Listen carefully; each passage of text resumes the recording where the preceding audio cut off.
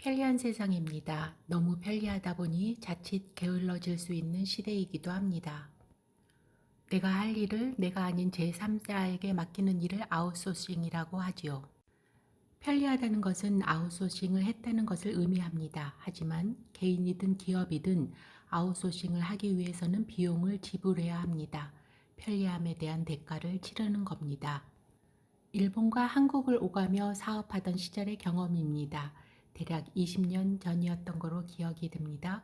당시 한국에서 이발을 하면 5천 원 정도 지불하곤 했지요. 그런데 일본에서 이발을 하게 되면 3만 원 이상 지불해야 했습니다. 게다가 도쿄의 긴자나 오모테산 같은 번화가나 외국인 대응이 가능한 영어 살롱 등은 5,000엔에서 12,000엔까지도 비용이 발생했지요. 요즘은 한국에서도 2만 원 이상 지불해야 합니다. 20년 전 일본에서 보셨던 서비스, 인건비가 비싼 사회의 모습이 이제 한국에도 완전히 정착된 것입니다. 편리함을 누리기 위해 지불해야 하는 아웃소싱의 단위 자체가 커진 셈이지요.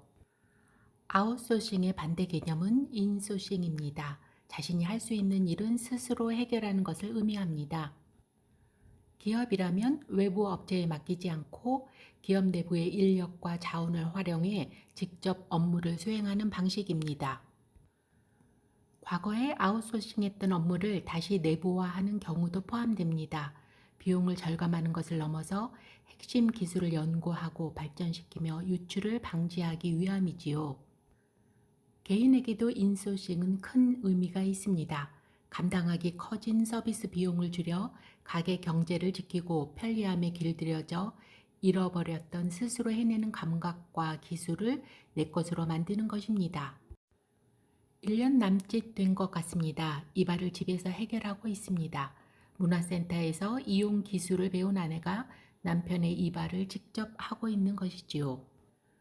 얼마 전에 지출해야 할 이발의 아웃소싱 비용을 합하니 50만 원 정도 되더군요. 작지만 이런 소식을 접하고 이란 선교에 보탰습니다. 최근에는 신앙생활도 아웃소싱을 하는 경우가 늘어나는 것 같습니다.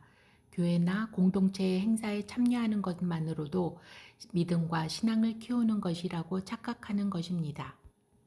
오늘날의 신앙생활은 마치 구독 서비스처럼 변질되어 가고 있습니다.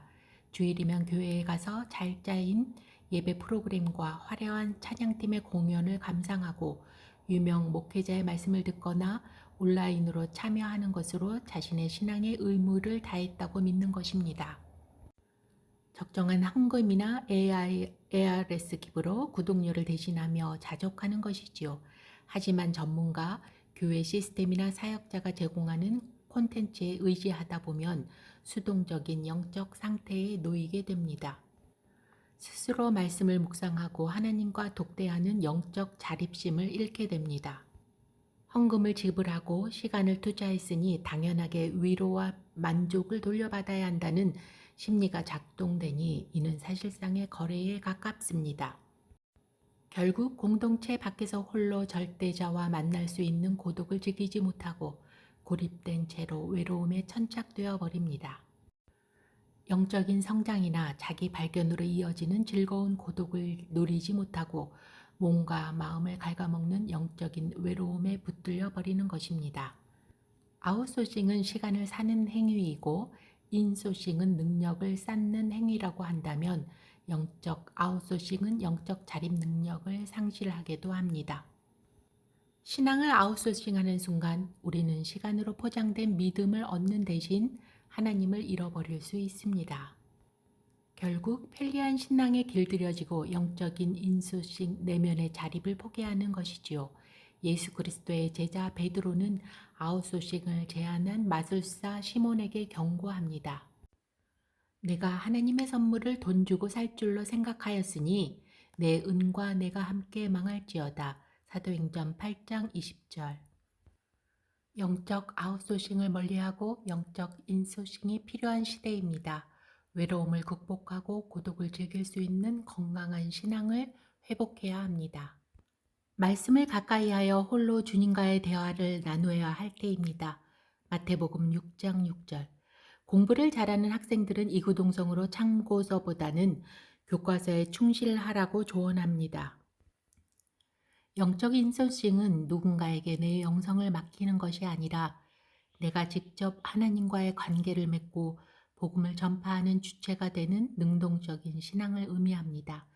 빌립보서 2장 12절에서 사도 바울은 다음과 같이 권면합니다. 그러므로 나의 사랑하는 자들아, 너희가 나 있을 때뿐 아니라 더욱 지금 나 없을 때에도 항상 복종하여 두렵고 떨림으로 너희 구원을 이루라.